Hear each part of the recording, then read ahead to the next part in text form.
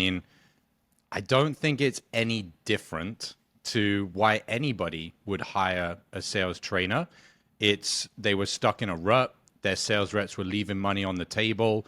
The difference was the way most sales trainers would teach a closer to get out of those ruts is to do more work, to train harder, to do more role plays, to get a little bit better at the script, to get a little bit better at the objection handling. And a story that we'll most likely dive into here in a minute is I made more than most traditional high ticket closers. I made 100K a month in commission. And none of that was using a script. None of that was using objection handling. None of that was doing follow up. None of that was memorizing canned lines. And so when someone like Gym Launch has a rut for their sales team, they're looking for the difference that actually makes a difference. And if you bring in most traditional sales trainers, they'll just tell you exactly what I just mentioned. Just do more of the same thing. You got a mindset issue, it's you don't know your script. And so when they brought me in, they knew that I was going to teach one of two things, and we ended up diving into both. Number one was how to actually ditch the script and have a real, no BS conversation from one human to another human. The second thing was taking them through essentially an audit of how they were showing up as sales professionals, their state, their emotions, their energy, their goals, a whole plethora of different things. And those two things, at least from my experience, are the two things that are actually going to take a sales rep or a sales team, which is just a unit of reps, that are all in a rut and flip the script so that all of a sudden, within a matter of weeks, they've gone from being the worst that they've been performing potentially in their entire sales career to now performing at the absolute best. You can make that shift, maybe not to your absolute best, but you can make a shift like that with doing more training. But people like Gym Launch or Hormozy, they don't want to take their reps off live calls to say, okay, you don't know your script, or you need to memorize this, or you need to role play more. Instead of taking 10 calls a day, we need you to spend 3-4 hours a day role playing. For a real business, that's money being flushed down the toilet. And so not only did they want to fix the problem, but they wanted to have leverage. They wanted to say, if we bring this guy in for 1 hour a week, and we can get our reps to go from being in a rut to performing at their highest level they ever have, then that's a unfair advantage that most other people in the industry, most other sales teams can't have. Because one thing is to get a result, and another thing is to get that result with leverage. There's a quote that I've heard before, which is something to the effect of everybody is going to become a millionaire. It's just most people are going to get there when they're 200. Well, by that point, you're dead. But if you actually took the average income and how much people save, everybody's going to be a millionaire. So the goal isn't become a millionaire. The goal is become a millionaire by a certain timeline, or become a millionaire without doing something you hate, or become a millionaire without having to trade 60, 70, 80 hours a week of your life. And so for a sales team like Hormozy, they're looking at it with the same type of lens as, a business owner, an entrepreneur is going to look at it, which is, I want the result. I want it now, or as close to now as I can get it. And I want it the easiest way possible with the least amount of time, the least amount of effort. And in my opinion, there's two things that are going to do that. One is ditching a script and actually just talking to the human on the other side of the phone. And the other one is actually sorting your shit out, basically. Everything that you've got going on, your personal stuff's a mess, your habits are all over the place, your beliefs are screwed up. You turn those things upside down, and like that, you can turn a rep from 10% close rate to 50%, basically overnight. So, and then instead of learning lines and words and sentences, actually start studying human beings. And so I was told that from day one. The story gets even more interesting though, because me being the little shit that I am sometimes, after a year of doing that, and I got to about $40,000 a month in commission within my first 8 or 9 months in sales, I thought, you know what? There's all these other sales gurus out there. I wonder what I'm missing. Like, surely there's got to be something else that's useful to know. And so I went and learned how to sell with a script. And my income went from $40,000 a month down to $10,000 a month just because I tried selling from a script. And I was like, oh, well, clearly this isn't working. Now, what was interesting is that there was clearly a part of me that was still like, is this really the way, like, to sell without a script? Like, maybe I just don't know what I don't know. Maybe there is some other way that's a little bit more effective. And so there was a part of me that wasn't 100% bought in to just being a closer that doesn't ever use a script. The moment I had that experience of my income just tanking the moment I tried to use a script, I thought, you know what? I'm done with this. I'm never using a script ever again. I threw the script in the trash, and my income then rose from 40,000 up to 100,000 over the next 8 months. So that was like, I was very lucky to be told the right way from day one. But like most people, I was still curious / debating, like, you know, maybe I'm going to be open-minded here. Maybe there is another way. Like, surely I should turn over every rock. I can tell any salesperson, high-ticket closer now listening or watching this, don't even waste your time. Just the moment that you have an opportunity or that you want to learn scriptless selling, do it, because it is the most effective way. I've tried both, and, you know, my income on one was 100 grand a month in commission. My income on the other was 10 grand a month in commission. So, you know. Makes so much sense, man. Like, why is scriptless selling so much better? I mean, where is it that when people are following a script that they're fucking up, for lack of a better term? There's numerous ways, but I'll give you some signposts. So one is that a script tells you that every single person needs the same conversation in order to help them see a new way of thinking. Well, that's not true, because some people need you to analytically explain a bunch of things. Some people just need to be told, you know, what would God want you to do? Well, God wants me to do it for this reason. Okay, well, what are you going to do then? You know, everybody's different. They're buttons, so to speak. You know, when people say push people's buttons, everybody's got different buttons. And so, number one, it's just absurd to think that you're going to close everybody that's closable with one button.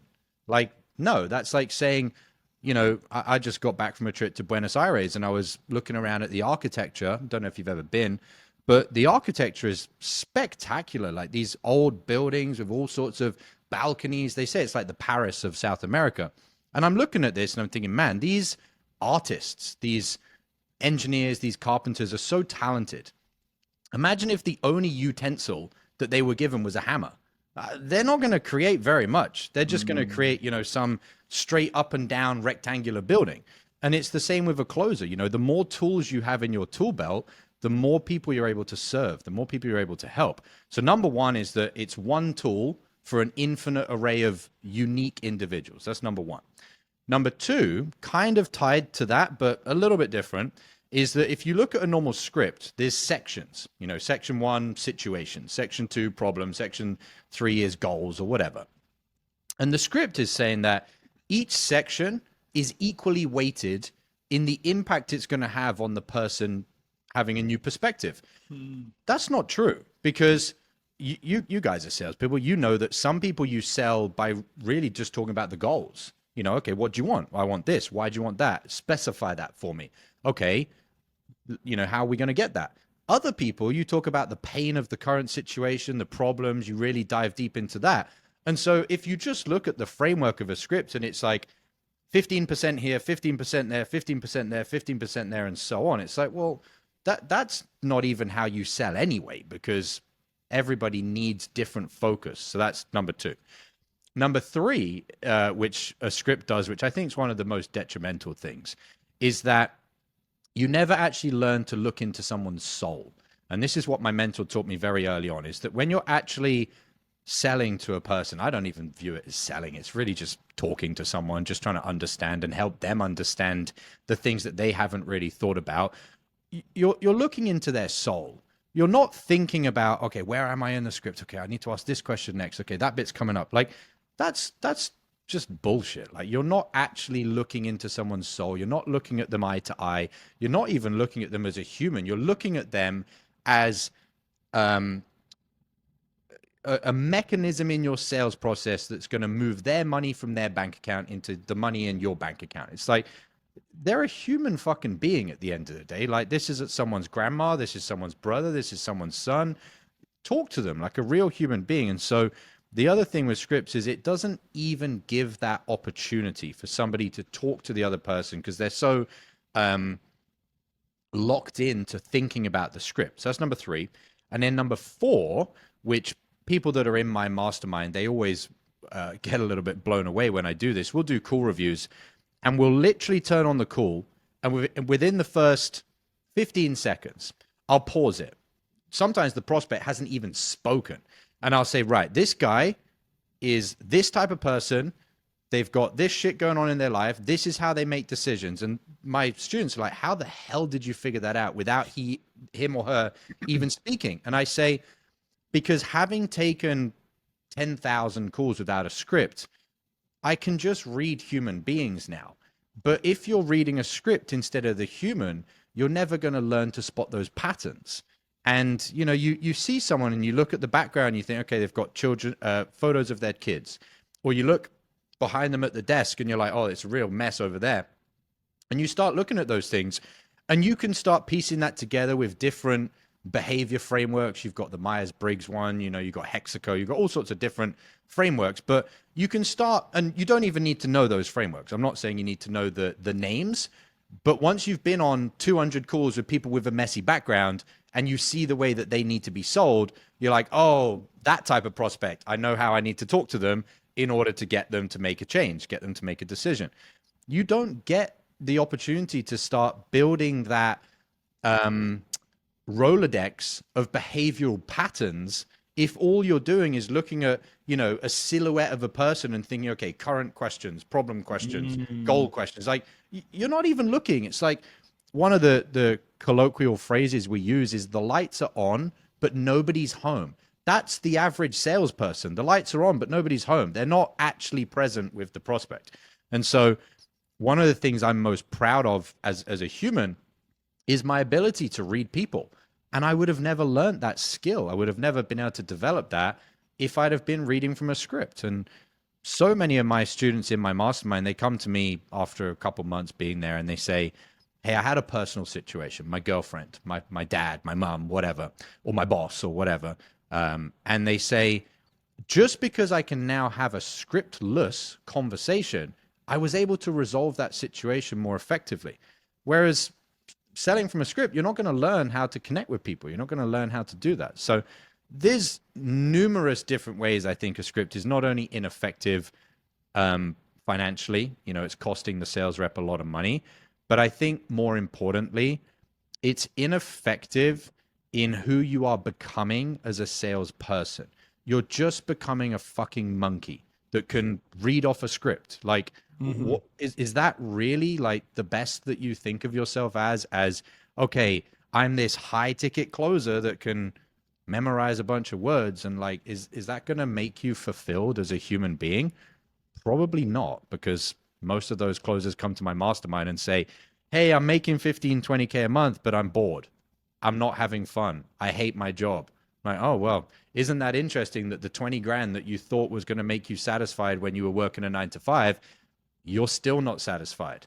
But then when they actually learn to spend 3, 4, 5, 6 hours a day talking to a human being, they're like, oh, I love sales again now. I'm like, well, there you go. It's not the money, it's, you know, the process. So, and I think this is where a lot of companies actually screw up, is they put so much emphasis on people following the script and even punish them if they go off the script, that they might hold back that development of all their reps.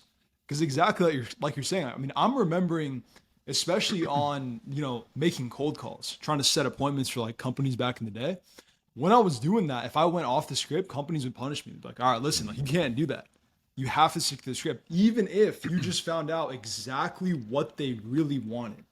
You know now, this guy, what he really wants is somebody to come in and take care of the problem fast today and nothing else. They don't care about the other features you have, but you have to get through that script. yeah. And exactly like you're saying, I mean, if you do that, you're missing the point. You're not reading the guy. You're not getting to the actual problem anymore. You're just talking because that's what you think you're paid to do. It's a great point that you bring up as well, which is like the mass market call center, outbound dialing, big sales teams. And one of the reasons that the manager or the business owner has demanded that a script is to be read is because it is difficult, or what I call they are unicorns. The type of person that actually wants to master this, master themselves, master having a human to human conversation, master being able to understand people. The average person that's going to work in a call center or outbound dialing, they're probably not going to put in the work to do that. And that's why on, the front end of my mastermind application, it's like, this is probably not for you, just simply because 9 out of 10 people in sales, this is not for you. Like, if you are okay with just middle of the road, then you're not going to have the desire to really dive deep into who you are as a man or a woman and fix those things at the root, which is not only going to unlock the next level of income, but that's what's fucking required if you want to be someone that is not the average. Sorry, Josh, I want to stop you right here. So, what are those things that you're getting people to fix? Like, what are the first 5 things that most salespeople their lives are a mess? What are those first 5 they got to fix like today? Number one is your emotions / your state. Guys, if you've had a bad argument with your significant other and you turn up to the call, that call is either not going to close or you're pushing a boulder up a hill to try and get it to close because you're not really present. So number one is your emotions or your state. Number two is going to be your mission. Any closer that doesn't have an actual defined mission is going to burn out, because one of the big misconceptions in the sales industry is burnout is like, oh, I'm working too hard. No, that's not why you're burned out. You're burned out because you're not connected to something that makes it meaningful. That's why Simon Sinek has the book Start With Why. I think start with your state and your emotions, because you can't even figure out your why if you're in a bad mood. Like, if you've just had an argument with your wife and then, someone says, right, sit down with a piece of paper and figure out your mission, you're like, I can't even concentrate. But once you've done that, the very next thing is to figure out your mission. That's number two. Number three is your biology. I heard a great quote in the past, which was, you can't beat biology. In other words, if you had 2 sales reps, one was a 9 out of 10 skill set, and the other was a 5 out of 10. If you competed them against each other, who's going to win? Well, just on skill alone, it's the 9 out of 10. But if you took the 9 out of 10 and sleep deprived him for 3 days, and then the 5 out of 10 had been having perfect sleep, I would bet my money that the 5 out of 10 will outperform the 9 out of 10. And so you got to get your biology in check. If you're undernourished, if you're dehydrated, if you're underslept, a bunch of different things, but your biology has to be in check. That's number 3. Number 4 is going to be your routine. If you've got a shitty morning routine, if you've got a shitty evening routine, or another one I see with sales reps all the time, if your schedule is clogged, in other words, you don't have any buffer time, you don't have any time to just sit down, go for a walk, or sit down and take a breather, like, you're going to be building up and building up steam, and it's not going to end well. You're going to miss deals that they were lay down sales, but you're just pent up because your schedule isn't giving you buffer time just to decompress. So that's the next one. And then the last one I'll give you is going to be your values. So once you have values, you kind of start creating this flywheel where the first 4 that I mentioned, you can now reverse engineer it all the way back around, because as you start defining your values, you can then go back and say, okay, I'm going to reinvest into taking better care of myself so my state and my emotions is better. Going to reinvest in myself so my health is better. Going to reinvest in myself so I can have a more efficient or effective routine. The reason I don't start with values, very similar to why I don't start with the mission or the goal. You don't even know what your values are until you've actually got your emotions in check, written down some form of general aim. I want this amount in the bank, or I want to buy a house, or whatever. You got to have your routine sorted and your health sorted so you can actually have the mental and physical capacity to think about your values. Then when you sit down and you really define your core values, we start sort of creating this flywheel effect. Now, there's 4 more, but those are top secrets. So that's people inside my program. We'll put the link down below. Yeah, yeah. Yeah. Okay, awesome. So with those different issues that people have in their personal life, I think it's actually a really important thing to tackle because sales is a huge energy transfer, and when you have those things situated for yourself, then your energy that exudes through the mic or through the camera when you're on a sales call is going to be a lot better, and they can pick up on that, right?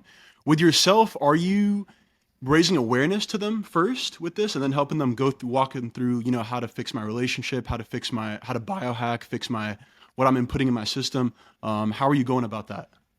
Just explain what you mean by raise their awareness. How do So you are mean by you that? so do you find that most of them are not aware that they have those kind of issues in the background and then kind of raising awareness to, hey, think about this and then let's start working on it, or are you walking them through it right away?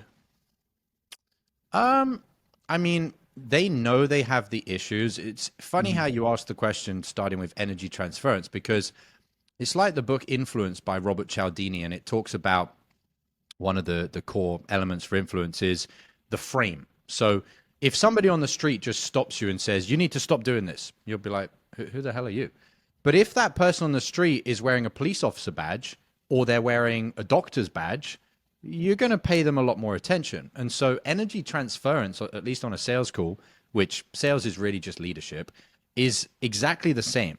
But the frame is energy. It's not a badge. You know, it's not, hey, I'm Tony Robbins, I'm your guru.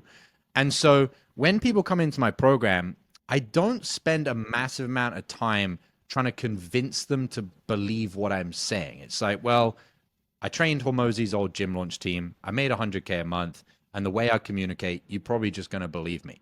So if I ask you a question, which is, what do you think is the first and foremost, most foundational thing that's going to corrupt your sales calls? Most of them do say, I think it's probably my emotions or my state. Usually that's what they'll say. Maybe that's because they've seen some of my previous content. And so they kind of start to understand that it's not because you didn't objection handle at the end of the call the right way, or you didn't have the right tonality. It's not any of that nonsense. So they'll come to the conclusion themselves. It is their state. It is their emotions. Then I just ask them, okay, what is the number one thing right now that throws your state off? Very quickly, they'll have a more than number one. They'll have, well, it's this and this and this and this and this and this and this. Okay, great. What is one of those things that you can change, that you will change, that would be something you can change pretty quickly? Well, I can probably stop doing this or start doing that or do this in a different way.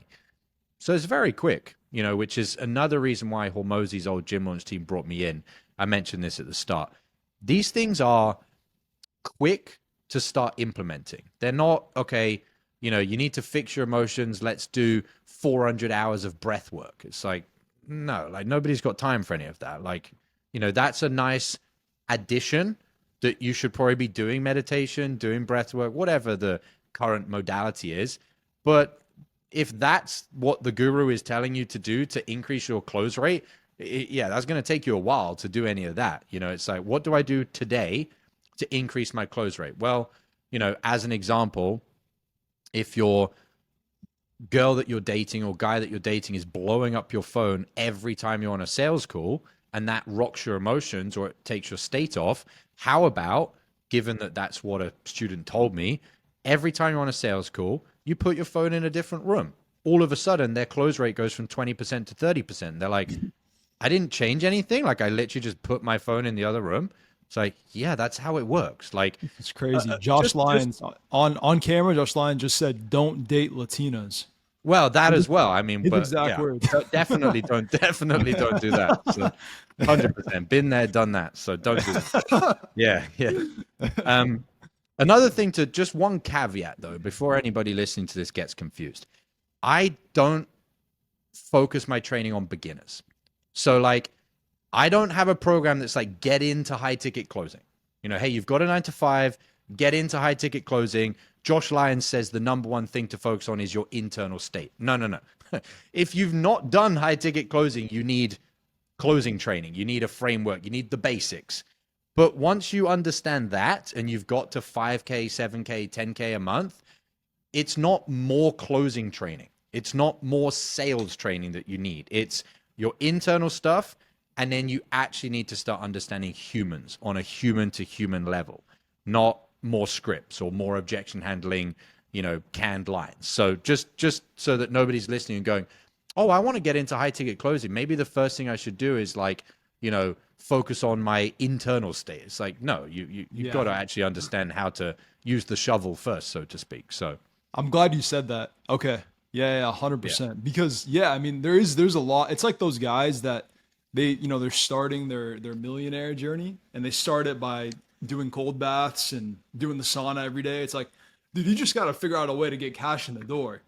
I mean, that's the 100%. most important thing. So a perfect example would be like Tim Grover, that was like Michael Jordan's coach when he was, becoming the legend that he was. It's very different being the coach to Michael Jordan, and Tim Grover focused pretty much all of it on mental fortitude, mental strength, emotions, state, meditating, all of that stuff. Very different that to somebody that's never played basketball before and coming to a coach and saying, what do I start on? Tim Grover would be a useless coach for a beginner. You need to learn how to dribble. Just learn how to bounce the ball up and down the court and shoot the ball. But once you've got that down, it's not more dribbling or shooting practice that's going to give you the edge. It's the internal stuff. They call Kobe, the Mamba. It's like, it's what's up here that's going to give you the unfair advantage, and all of the stuff up here. I'm not just saying it's beliefs. Up here is what's going to allow you to design your routines, to design your life, to design how you take control of your emotions and things like that. So just want to differentiate that. 100%. No, I appreciate that, man.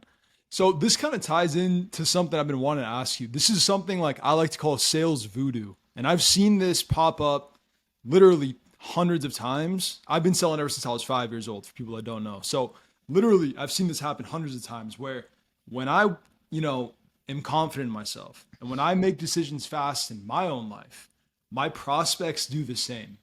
It's a really, really weird phenomenon. But when I go to buy something and I don't give an objection, the next day I have a sales call and that guy does not give me the objection. Can you try to explain what's going on here to the audience? Yeah. I mean, there's multiple ways you can attack how to explain it, but I think anybody that does enough reading will understand that this is just fact. If you read quantum physics, if you read the Bible, it doesn't matter whether you want to come at it from a spirituality angle or you want to come at it from a technical, how does quantum physics work? Well, everything is energy, and energy has a frequency, and certain frequencies will vibrate together if they're in resonance. Other frequencies will repel each other if they're not in resonance. And so it's actually very, very basic quantum physics, but you can come to the same conclusion by reading the Bible or tuning into some, Reiki practice or whatever. Ultimately, everything's going to come down to energy. And so if you are putting out into the universe an energy of decisiveness, an energy of commitment, an energy of certainty, the people that you bring into your life are going to be more decisive. They're going to be more committed. They're going to be more certain. One of the examples, it's in the two best books for this for beginners are Breaking the Habit of Being Yourself by Joe Dispenza, good introduction to quantum physics. And then The Holographic Universe is another one. And one of the stories that's in one of those, I think it's the Joe Dispenza one, talks about a story about how the scientists were experimenting with the influence that someone could have on a particle without them being anywhere near the particle. I can't remember the full details of the experiment, but ultimately what it was able to conclude was that beyond statistical significance, which is a mathematical equation that says it's not random, it's more than randomness to say this is something's going on here. They were able to show that a person could influence a particle from a distance. And so the people that are stuck in the middle of like, well, I kind of believe what Josh and the sales bros are saying, but I'm not 100% sure, because I can understand if I'm sat in front of someone and I'm showing up with more conviction, they're going to have more conviction. Yes, that's basic energy transference. The next quantum leap in thinking is that if you have more conviction and you're vibrating that aura, for want of a better word, people that are on the other side of the planet will start having that aura resonate with them.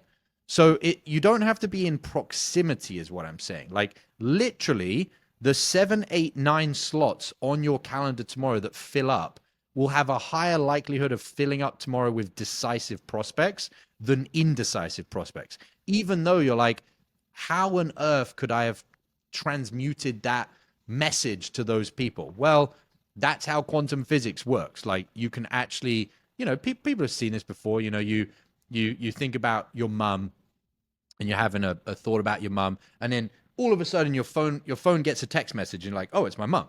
Like everybody's had that experience before. So it's not that far-fetched to be like, well, if you can think about something and shape reality in a way that's not linearly connected, then you can do the same in sales. And this is when you start getting really good at sales. Like the story I always give to my students is my show rate was shit.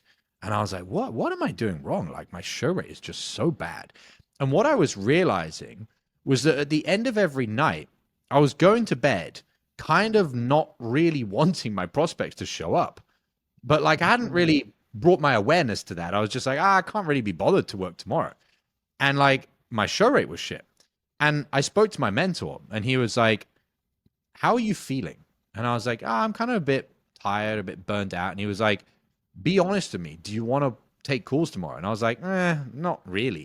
He was like, well, there's your problem. I was like, it can't be that easy. This was like really early in my sales journey, like before I believed all of this voodoo woo-woo stuff. Yeah. And he was like, I want you to do this. And this is a cheat for anybody watching this. You can do this right now tonight. Before you go to bed tonight, write down, 7 a.m., 8 a.m., 9 a.m. on a different line on a sheet of paper. And next to those numbers for the hour, write the first name of your prospects that you have booked in calls tomorrow. And I want you just for a few seconds to visualize hopping on the call with them. Hey, John, nice to meet you. How you doing today? Awesome. Yeah, I'm doing great. Yourself, blah, blah, blah. Just start mentally rehearsing the first few seconds of those conversations happening and watch what happens to your close rate the next day. You've already created the conversations in the 4th dimension, and now they're going to have to happen in the 3rd dimension just by mentally rehearsing those openings of those conversations. So that was how I realized that, oh yeah, you can do 7, 8, 9, confirmation texts, or you can just go to bed every night and think, okay, I'm looking forward to speaking to John and Mary and, Christy or whatever, and just actually sit there in bed. The last thing you do before you go to bed, look at the names, John, Susie, Christy. All right, I'm going to have a conversation with them tomorrow. I can feel it. If you feel that in your body, the conversations are going to come. So 100%, man. And I just want to say something to the audience. I know that if you're not in the game, if you haven't been in sales, this probably sounds fucking insane. But and like I don't blame you guys for thinking about that, but when you actually start, getting to sales, taking sales calls on a daily basis, you'll start to see this weird stuff happens. And the only way you can believe this is once it happens to you. But I agree with everything you just said, and that tip of writing out who you're going to be talking to the next day and visualizing it, that's getting implemented like tonight. Because I 100% think that's definitely going to help for sure. Yeah. I think you touched on something which is why I love, one of the many, many reasons I love sales so much, which is the feedback loop of sales is one of the tightest that you're going to have in anything, even tighter, I think, than in business, because you wake up and you're having a bad morning, you're going to have a shit day of calls. You have a shit day of calls. At the end of the day, when you put in your tracker the commission you earned, it's going to say a big fat 0, and you're going to feel that. And so I think one of the biggest shifts that happens for 9-to-5ers going into sales that really do commit to mastering it, they start attuning to the feedback loop of, oh, when I do this, this happens. When I don't do this, this happens. If I show up this way, that happens. And they start actually starting to recognize that attunement to, cause and effect. Whereas in most 9-to-5s, you don't really have that much of a cause and effect. I'll give you a reason why in a minute. And therefore you don't really care. Like most 9-to-5s, so long as you turn up to the office and you look busy, you'll get paid the same amount as if you actually did anything or if you didn't actually do anything. So there's a lot of sales reps too.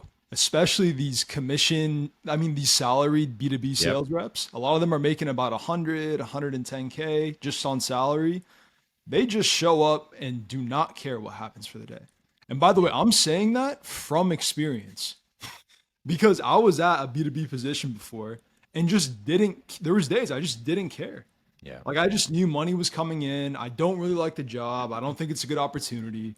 And when you get in that mindset, even if you're in sales, you know that you still got money coming in and there's no reason to fix your life, to stop talking to that crazy chick, to do this, to do that. I mean, all that stuff, you have no motivation to do that.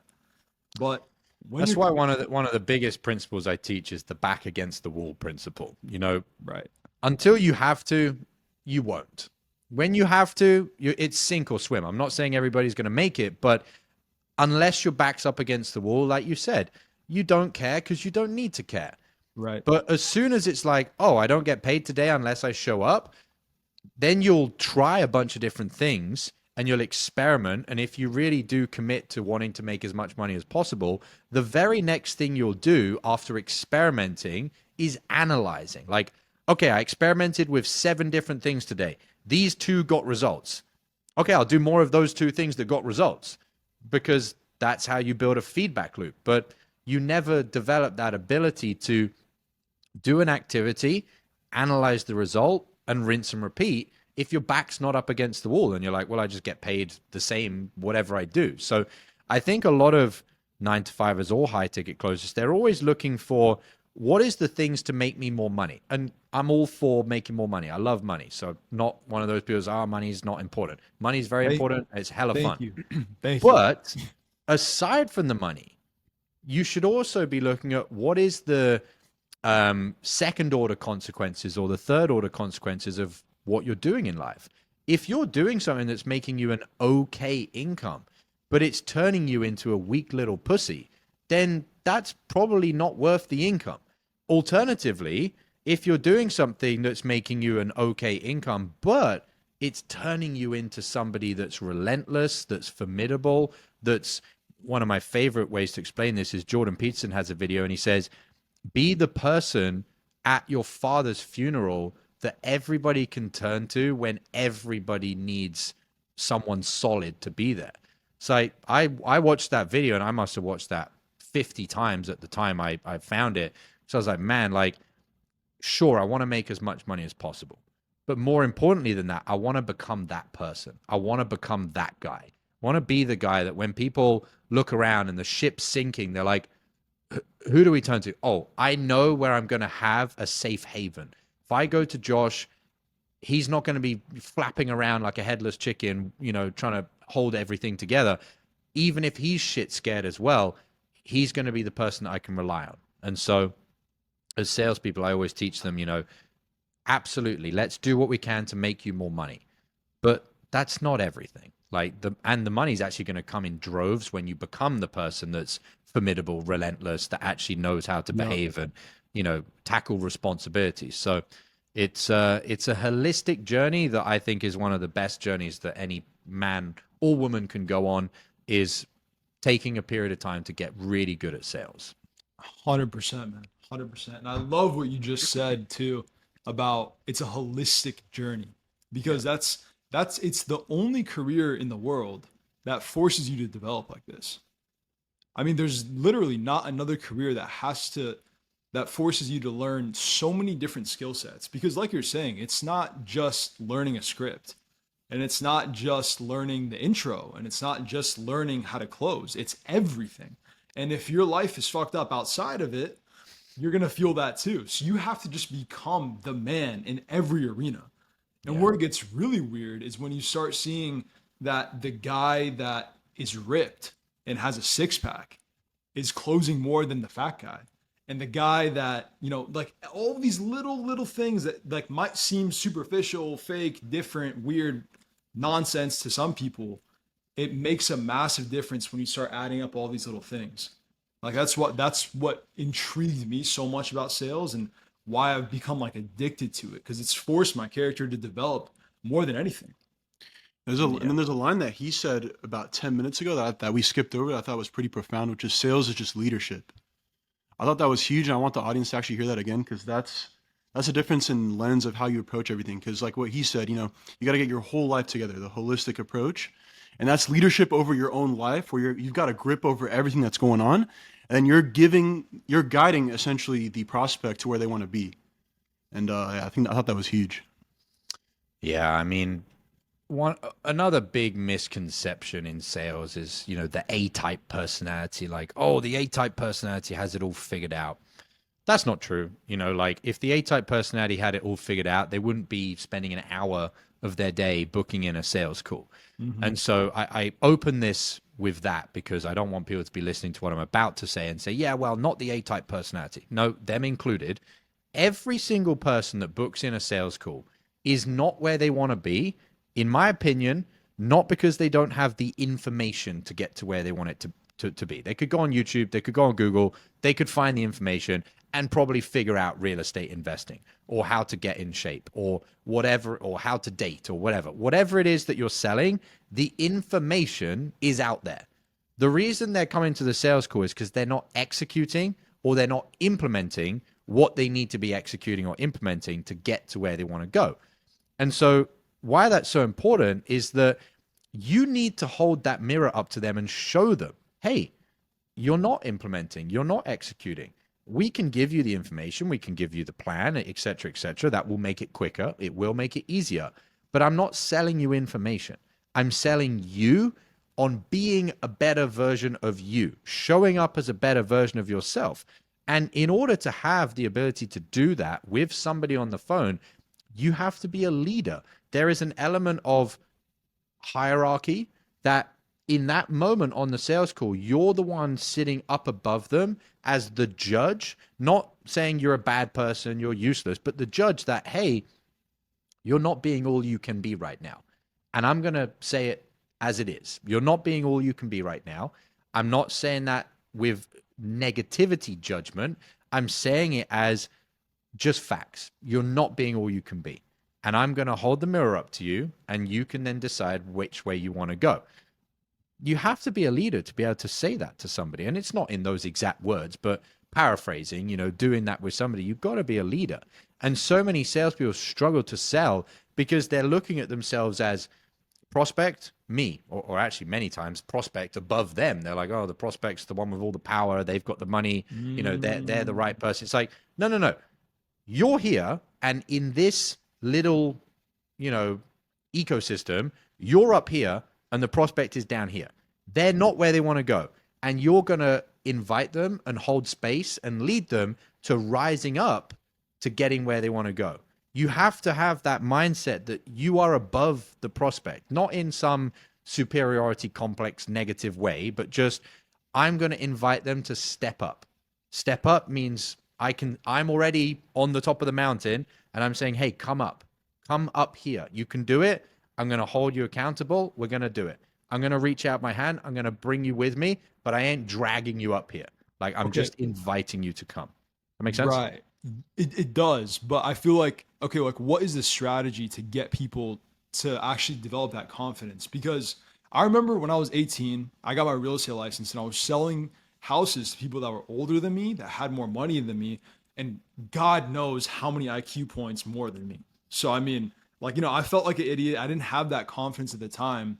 Like, what would you have told me to do to fuel that level of confidence to actually be able to put myself above them in that sales context?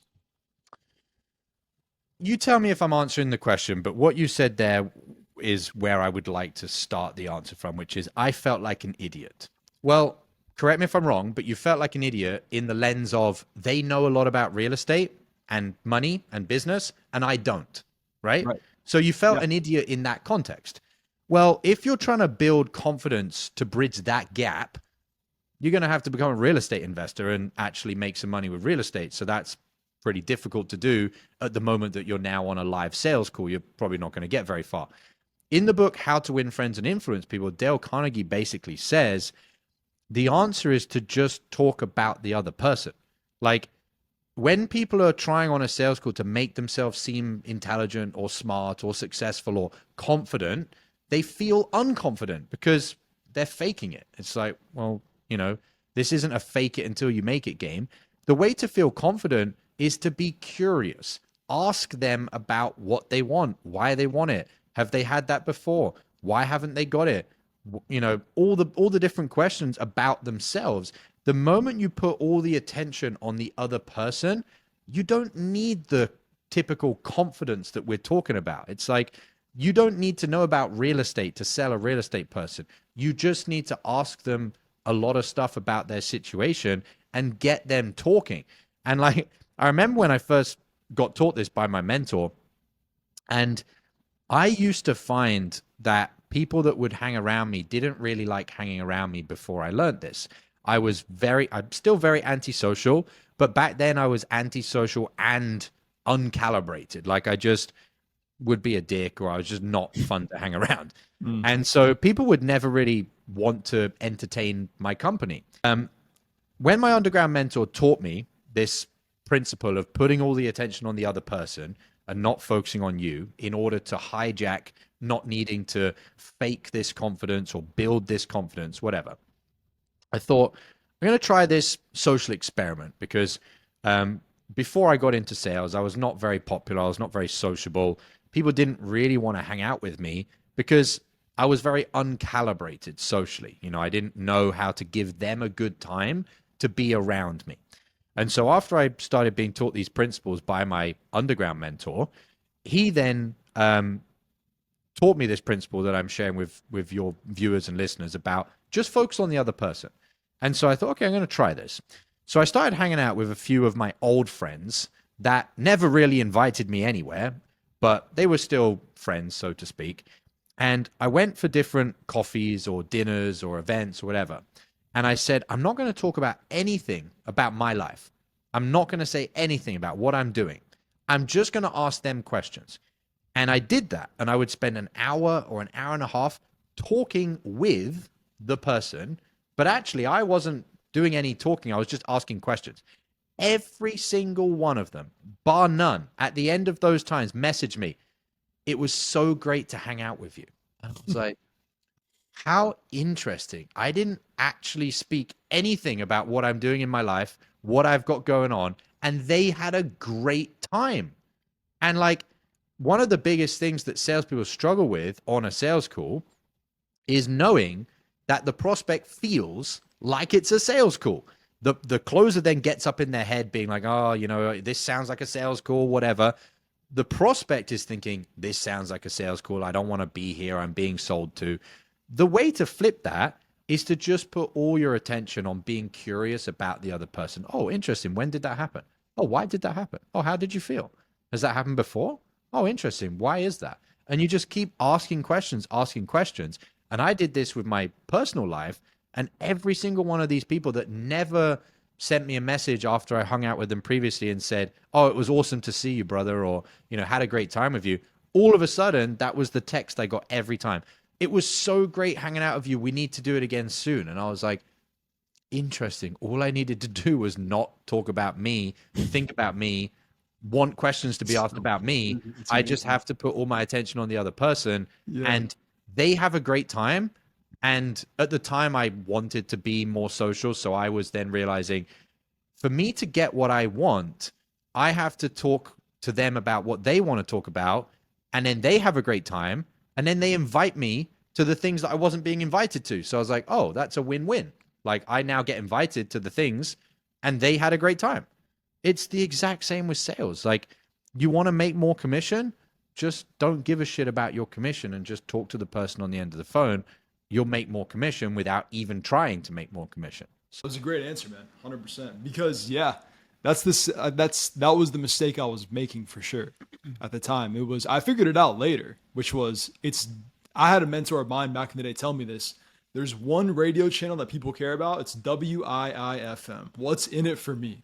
And I tell him this all the time, because literally any problem in our lives, a problem with a chick, a problem with a manager, a problem with the parents, you use the WiiFM framework, which is what you were just talking about, and fixed. I love that. And it's a framework you can implement today, right? So you don't need, like what you were saying, how do you see yourself as above the client, right? And you have to build yourself into seeing that. Instead of doing that, you know, you just lead the conversation with what's in it for me. same framework. So yeah, that was gold right there. Which is exactly what we were all talking about in the beginning. Is like there's two frameworks. There's the framework that is get better results by putting more time and effort in, and there's the framework that's get better results by having a different way of doing things. I always look for the different ways to do things. Like this framework that you guys have, what's in it for me radio station is like, oh, so I don't have to spend 25 hours role playing to make that change? No, you just go on the call tomorrow thinking of that framework, and all of a sudden you'll close a deal that you wouldn't have closed. Like, that's the type of secret sauce that I like, is like the stuff that doesn't take 400 hours to learn. I'm sure you've probably dealt and worked with a lot of Americans by this point. Our mentality is what you're talking about, which is a lot of the times it's like, all right, how many hours can I put into this to get an extra dollar? Like that's a lot of the times what our mentality is, which, I mean, your perspective there goes against like pretty much every business entrepreneur that's out there at the moment. The Gary V's came and started this, and after that, it just really never stopped, that hustle culture mentality. And I think there is a time and place for it. But when you frame it the way that you're saying it, it's stupid to do anything besides that.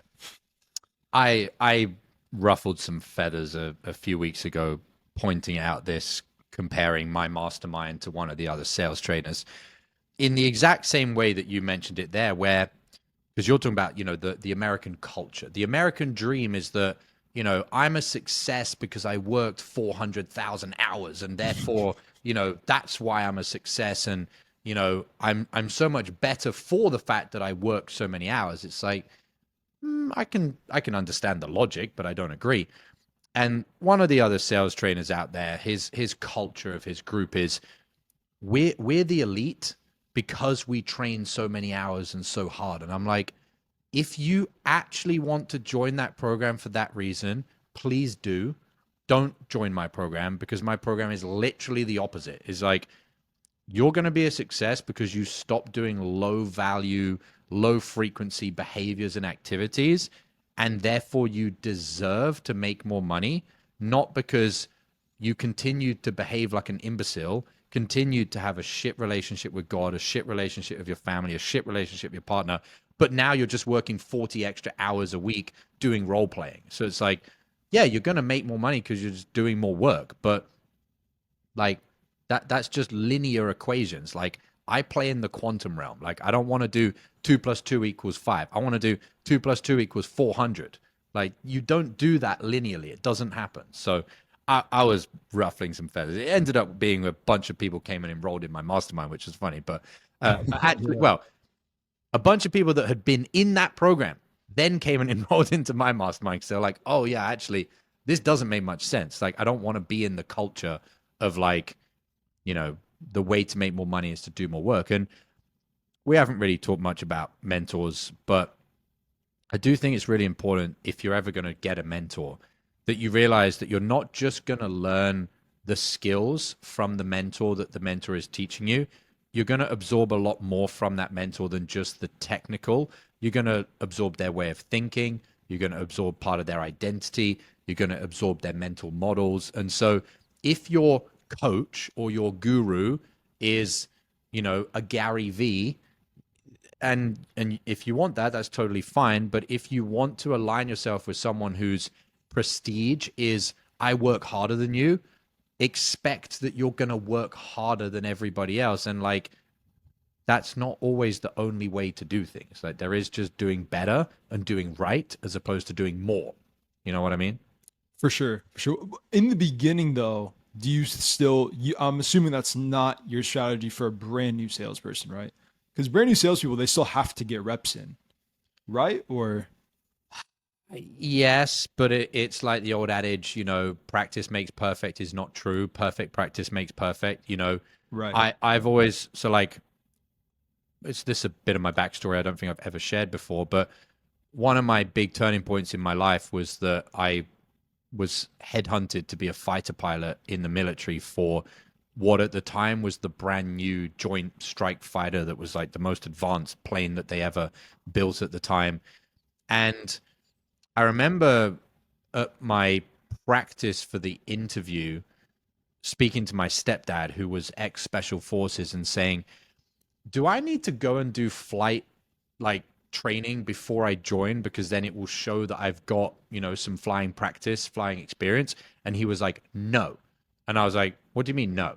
He was like, they much prefer if you've never done any flying and you're a clean slate than if you've done flying before, because it takes more hours to unwind bad habits than it does to start from the right way in the beginning. And so a sales rep that's doing, 40 hours of role play a week, role playing the wrong way, no, you're probably better to just actually do 2, 3, 4 hours of role play a week the right way. For example, we've talked about beliefs. If you're doing 40 hours of role play and for 38 hours of those role play, you're like, oh, another role play, I don't want to be here. You're literally patterning into your identity the thought of, I don't want to be on the sales call. So then when you turn up to a real sales call, you're turning up to the real sales call with like, oh, I have the same emotions and the same, neural wiring of like, I don't really want to be here. Like, probably you're better to do 3, 4 hours of role play and actually show up to that call super excited to understand the role play human on the end of the phone.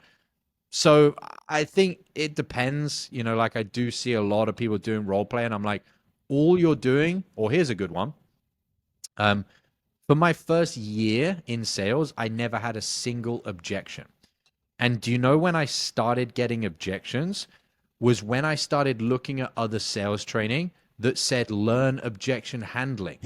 Before that, my mentor never told me objections. He never told me about objection handling. I didn't know it was a thing. So I never got any objections. I didn't know that reality existed. Then I saw all of these programs that were like, learn how to deal with the think about it objection, learn how to deal with the I don't have my credit card objection. I was like, oh, that's interesting, because I've never been told those things on a sales call, but I guess I should probably know this just in case I get this in the future, because I was always someone that was being proactive. Then I started doing these trainings, and all of a sudden I got these think about it objections, and I was like, oh, this is really annoying because I never got this before. And so where I'm going with this is I see people doing hours and hours and hours and hours of role playing objections. You're literally telling yourself that you're going to get an objection. Like, how about don't role play objections and just have the belief that there's no such thing as objections? Like, again, we're talking games here that are like probably over the head for most people. Like, linearly, they're like, but what if I do get an objection? I haven't practiced it. It's like, yeah, I get that, but now we're into the realm of like having faith, which is spiritual and God and all of that, where like my belief is it's absurd and ridiculous that somebody at the end of a call is going to give me an objection. So I don't get them. Like I just hold that belief so strong. You're not going to tell me at the end of the call anything but let's do it, or I absolutely hate you, I never want to speak to you again, I'm not buying this. That's my belief, and it's rock solid. So I don't get to the end of a call and someone's like, oh, I need to ask my neighbor Jimmy about if he thinks I should join the program. I'm like, that's so absurd. You would never even think of saying that to me. And I see these people practicing what to do in that scenario. It's like the person that's always thinking like, oh, I'm going to get sick. I'm going to get sick. I'm going to get sick. I'm going to get sick. Those are the people that are the most sick. The people that are like, I don't get sick. They don't get sick. And like, if you tell the people that are always thinking, oh, you need to clean the surfaces, because you'll catch a bug. Like, how about you don't clean the surfaces and you just think that you're not going to get a bug and you're immune to it? They're like, that is stupid. How could you say something so ridiculous? It's like, well, I'm the person that doesn't get sick. So whatever. You believe your beliefs if you want to believe them, so. 100%. No, I couldn't agree more, man. Funny story about that part. Like my mom, when I was a kid, she used to always have to wear socks and slippers in the house. She didn't want her feet touching the floor because she thought if feet touch the cold floor, you're gonna get sick immediately. And I never gave a shit about this ever, and I never got sick. She forgot to do it one day. Next day she got sick. So Yep. whatever that thing is that you're talking about is 100% true. Whatever you're subconsciously programming yourself with your words, what you're telling other people. It's that same thing we're talking about earlier. Whatever you're putting out comes back in. Now, it doesn't matter how you guys want to justify that, whether that's God, if you're Muslim, Christian, Jewish, whether that's, you believe in the universe or quantum physics or whatever. That stuff is real. So when you're talking about objections and practicing them, it's like you're practicing for failure, because a really good sales call, you're right, it shouldn't just end in a yes. It should either end in a yes or a no. If you did your job, in my opinion, if you really did your job, it means that you got them to make a decision that day. That's what your job is. So if you're getting an objection, you failed. And if you look at most objections that most other people get, not mine, because I don't get this bullshit, and neither do my students, the objection is they say something that's not true, and you as the salesperson have to pull out the truth. Like, if I'm going to get anything at the end of my sales call, it's going to be the fucking truth from the prospect. Like, I literally drop the price and they're like, Josh, I need to do this. I literally don't have that money in my bank. What can I do? And I'm like, oh, well, we could do a payment plan. They're like, oh, can I? It's like, I'm not pulling teeth. I'm not trying to they say like, and this is the whole objection handling framework nonsense. Is like the person at the end of the call says, yeah, I just need to pray on it. And you go through this 15-minute objection handling thing to get to the fact that they don't need to pray on it. They just don't have the money in their bank account. And they didn't want to tell you that because they feel embarrassed. And they feel embarrassed because previously in the call, you weren't actually fucking paying attention because you were reading your script. And so now they don't feel like they can have an honest, non-cucked conversation with you. So the whole thing stems from you didn't have a real conversation. Now you've got 15 minutes of objection handling, which is not handling. It's anti-bullshitting the bullshit that they're giving you at the end of the call because you've had a BS conversation. So you've told them we can have BS at the end of the call. And all of that shit's just a can of worms and a mess. And so if you actually look at objection handling, exactly as you said, or objection handling training, it's I'm going to get a bunch of objections at the end of my call. So I need to know how to deal with them. Or you could just learn to actually be a real closer and actually have the belief that you don't get objections. You just deal with everything in the discovery. And the only words that are going to come out the prospect's mouth at the end of the call is the fucking truth. It could be, hey, I really want to do this.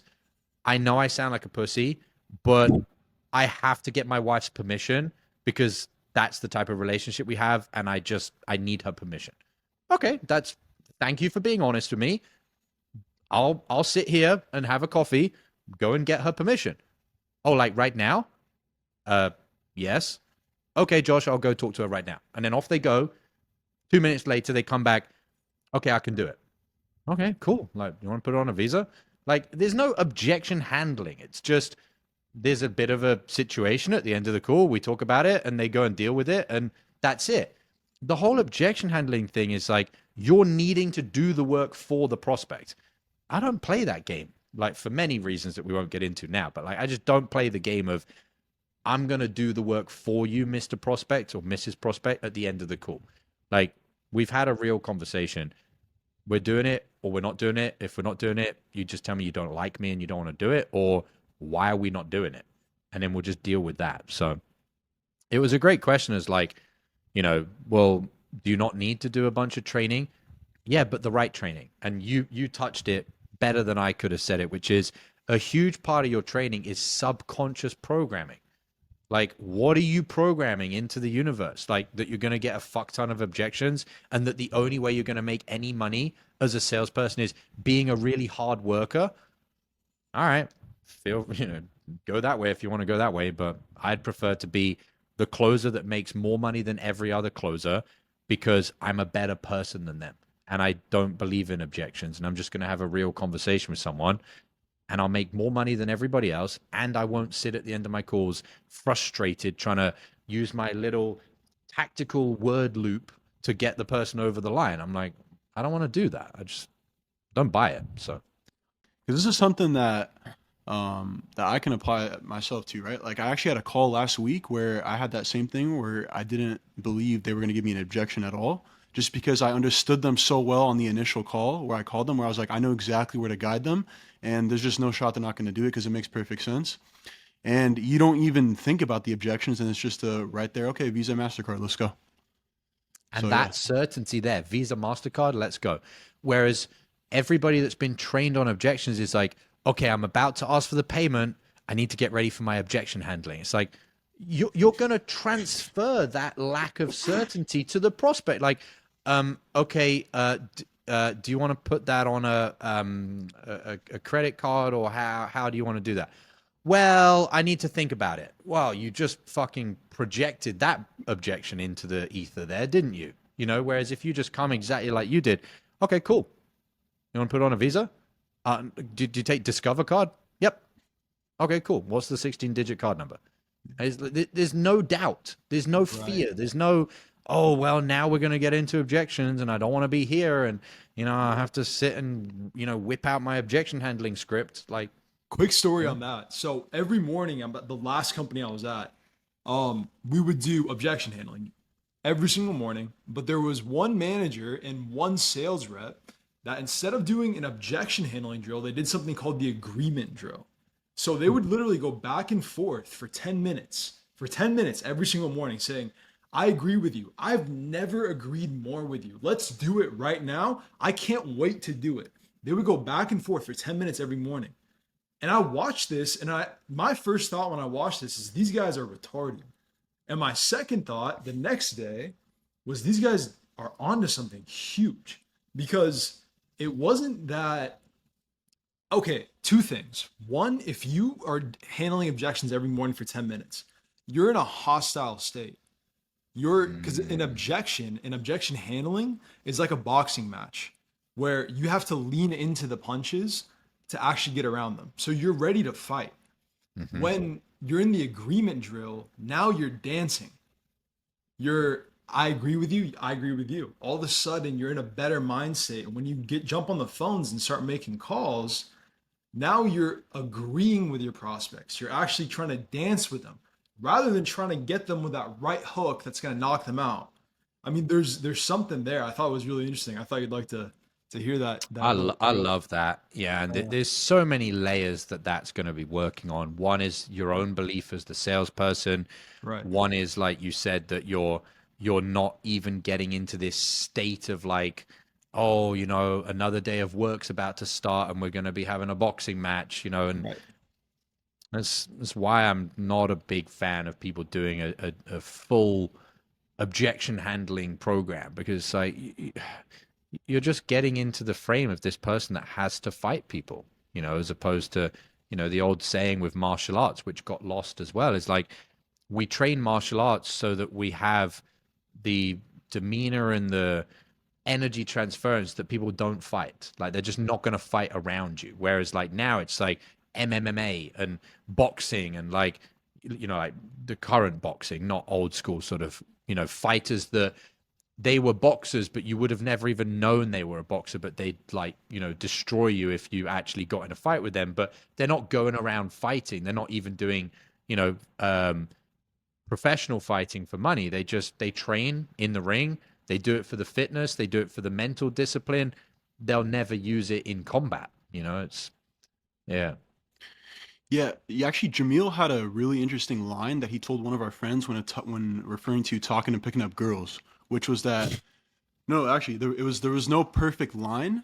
It's just the right attitude, which actually ties in perfectly here, where there's no perfect line to overcome an objection or perfect line to get in front of an objection when it's coming. It's just having the attitude of I don't need you, which is what he was saying to I kind of displayed to the girls, but it's not in a bad way of like I don't need you. It's just like I know what's right. This is a program that's going to fit for you. I'm going to figure out if you're the right fit, and if it doesn't work, that's totally cool. We'll move on to the next thing and getting the truth out of them, like what you said.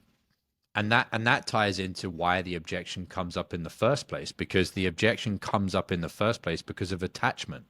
The sales rep is like, I can't say the truth to the prospect because if I say that, I might lose the sale. It's like, Yeah. so you're not saying what you should be saying, which is the truth, because you're afraid of losing the sale. How fucking selfish of you. And if you're behaving selfishly, in what reality do you think money is bestowed upon people that are selfish? Like, that's just not how laws of the universe work. Like, the more selfless you are, like the old Zig Ziglar saying, you know, the more you help other people get what they want, the more you can have what you want. So if you actually do what's right for the prospect, even if you, the salesperson, feel a little bit uncomfortable, you're going to get the money by default. Like, that's how it works. Whereas if you're like, oh, I don't want to feel uncomfortable saying that to the prospect. Well, what if that's exactly what the prospect needs to hear? Yeah, but I'm going to feel a bit of a dick saying that. Is it right for the prospect to hear that? Yeah, but like I said, I don't feel comfortable saying it. Well, say it, because that's what you're supposed to do, you know, so. And when you're saying it too, you're offering them the right value. Because, you know, a lot of sales trainers say, you know, build rapport, focus on, you know, building rapport, which I don't think is a great idea, because even when it comes to dating, you don't want to be their friend. They're going to choose you because of the value that you're offering. And that's the same thing with the client. They're going to pick you because, okay, this guy knows what he's talking about. He's providing the value that he needs, or that I need to fix my issues. I'm going to go with it. I'm going to give you the money because I'm getting value, not because I'm your friend or because I care about you or you understand, or, you know, you get what I'm saying. 100%. We talked a lot about this today, about reps increasing their emotional intelligence. How you should throw that script in the trash, light a match, take a shit on it, whatever you got to do, but focus on the prospect and actually solving their problem. What is the steps to actually increase the emotional intelligence? Because yeah, okay, we can take sales calls, we can pay attention, but what do they have to be doing during, after, before the sales call to actually start moving that emotional intelligence upwards?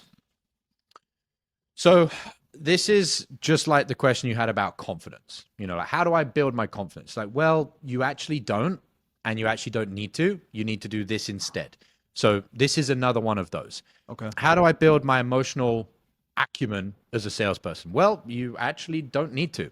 And I prove this time and time and time and time again on my live trainings with my mastermind students. We'll be on a call breakdown, and we'll be looking at what the sales rep says to the prospect, and I'll pause it and I'll say, why did you say that? And they'll give me some bullshit logical answer. Well, because that's, you know, the next logical question. And I'll say, what are you actually feeling right now about the prospect, watching the way the prospect is behaving? And they'll tell me something. And I'll be like, that's the truth.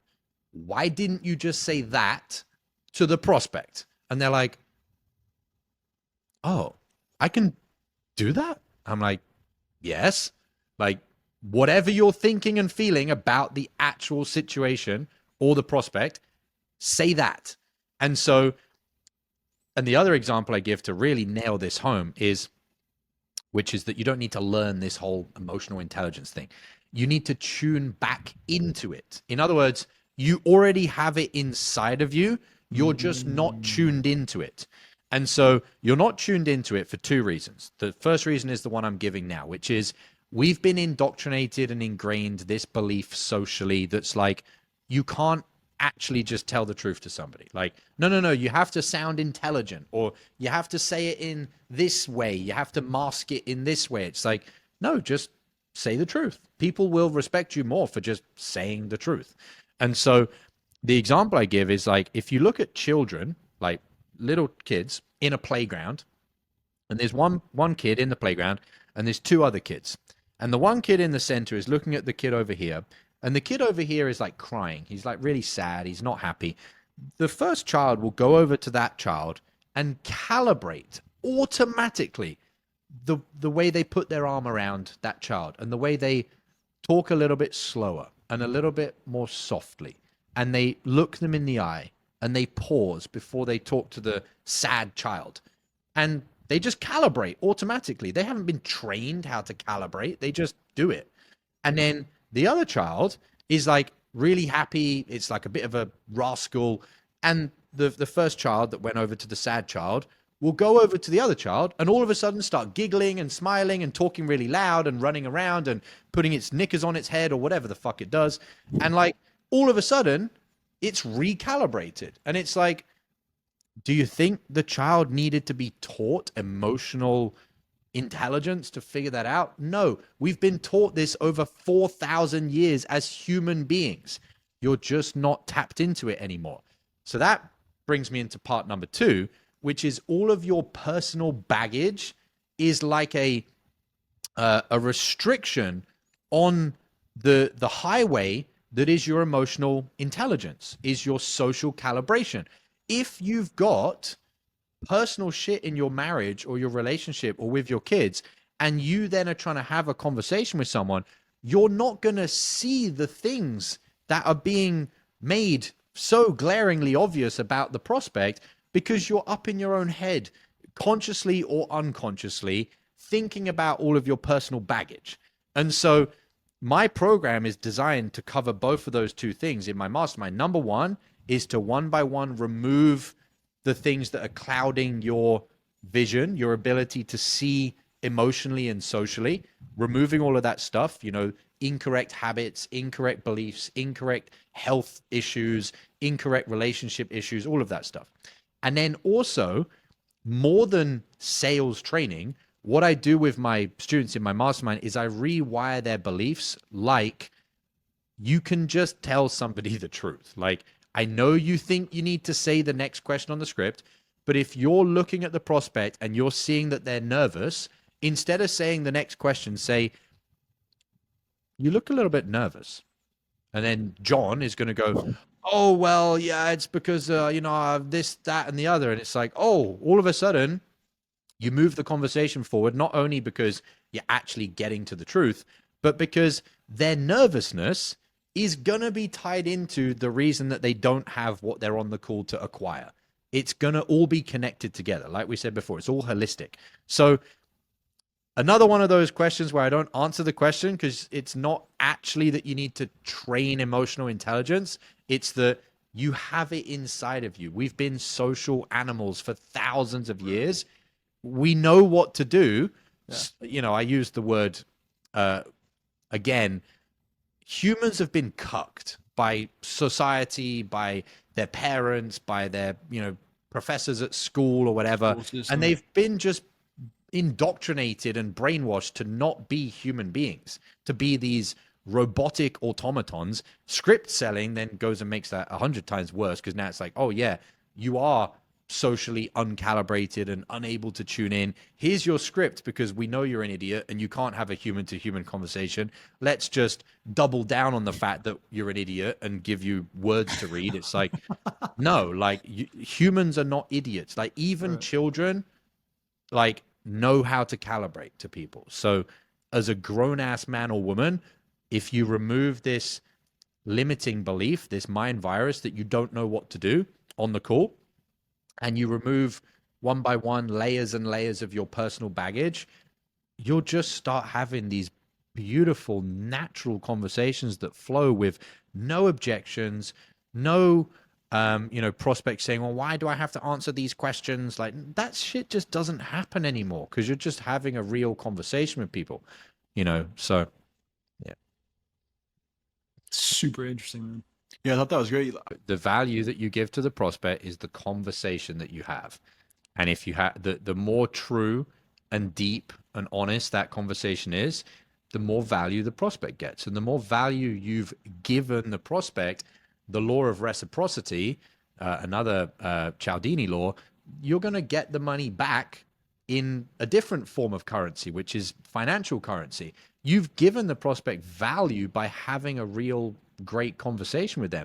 How great do you think a prospect feels when they're on a conversation with a rep that's using a script? They're probably like, can we just get to the pitch and tell me the price and then I'm going to buy or not buy? Like they don't even want to be having the rest of the conversation. Right. Whereas when my students listen to some of my old calls, they're like, this doesn't even seem like you're having a sales call. And I'm like, yeah, that's probably why I closed at 93% because it doesn't sound like a sales call. 100%. Let's go. Yeah. It's so interesting. And this just happened to both of us. So we just made a big purchase. We did with a YouTube consultant, right? So this guy, he knows nothing about sales. He's going to watch this and get mad at me for this. But this guy knows nothing about sales. He doesn't know how to qualify any of that. But on the call, he wasn't a salesman. We didn't feel like we were getting sold. All he did for an hour and a half, mind you, an hour and a half, was tear apart our YouTube channel and tell us what we're doing wrong and tell us what we have to fix if we actually want to make it. It was so much value that like I felt like if I didn't go with him, I would be stealing. Like that's what it felt like. Yeah. And I was like, that was probably the best sales call I've ever seen in my life from somebody that knows nothing about sales. It was really interesting. Yeah. Yeah. And on top of that, you're like, okay, I'm getting all this value for free. Imagine what I would get if I actually paid for the program. Right. Like that would just take us to the next level all the way. So, yeah, your frame is so different there because you're like, all right, this guy is already giving me more value than I've paid him for. I haven't paid him anything. If I pay him, like I'm gonna get the most value I've ever received in my life. So, and it's really interesting because most people, especially in America, I think, are used to getting less value than what they pay for. Yeah. So it's a very low bar. Yep. Yeah. I used to view my calls as not to be arrogant, but I used to think that the call that I had with the prospect was more transformational for the prospect than the course that they were actually going to enroll in. You know, like just the 1 hour call with me was more transformational for them and more of an intervention in their life than what they were about to buy. And like that mindset for me was like, again, probably one of the reasons why I closed so well was I viewed it as a rite of passage. Like it was I'm the only person they're talking to about this problem. Like I need to understand this problem. I need to help them come to a, epiphany with their situation because that is my gift to the world. That's my service to the world is to have this transformational phone call with this person. So, yeah. That's awesome. Josh, dude, it was such a pleasure. I know I think I asked you for 15 minutes and it's been an hour and 30, but you just gave me pleasure, so much guys. value. I couldn't hang up on the call, but no, it was seriously such a pleasure, man. I'd love to do it again with you sometime. Yeah, just shoot me a message, guys. More than happy to hop on again with you. I had a great time. So thank you for having me.